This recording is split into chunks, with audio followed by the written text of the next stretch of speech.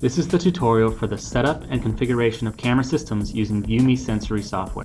If you don't already have it, you can download the software from www.viewme.com/downloads/sensorii.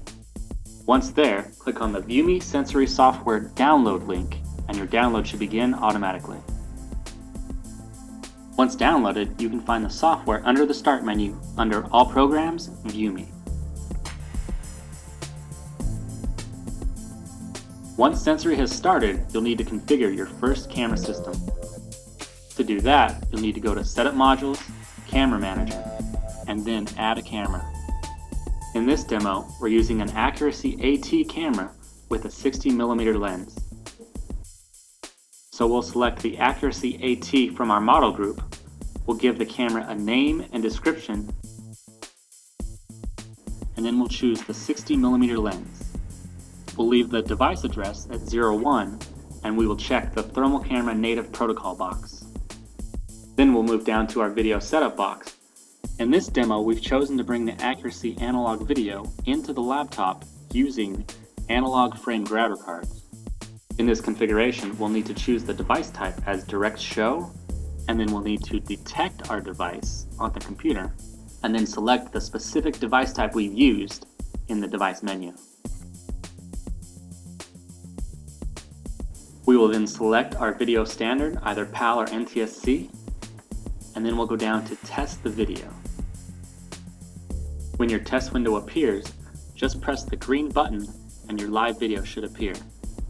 If your video doesn't appear, then you've got a problem with your link settings or one of your devices.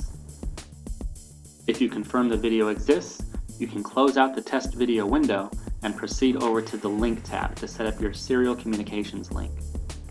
In this demo, we've brought in the serial communication into an RS422 to 232 converter and a serial to USB converter to bring it into the laptop.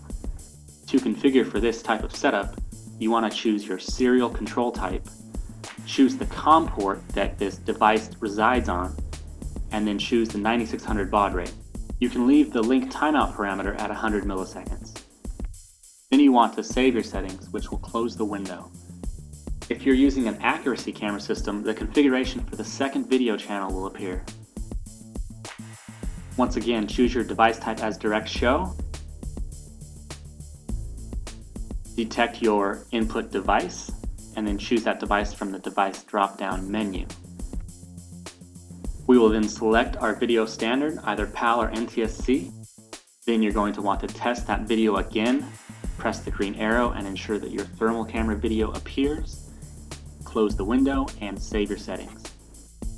Now at this point, you've completed the configuration of the thermal camera system, and you know that your live video links are working for both channels. But what you don't know yet is whether or not your communication link is working. So at this point, you can close the Camera Manager window, go to the top right of the Sensorii application, and choose the newly configured camera from the drop-down menu. Sensorii will load this camera system and load the serial communication links and video links.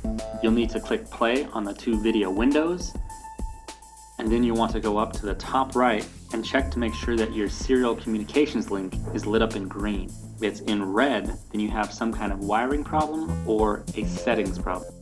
If your serial communication and video links are good, you should be able to control all functions of the camera, including pan, tilt, zoom, and your CCD and thermal camera controls. In our next video, we'll go over some of the finer details and features of the Sensorii software.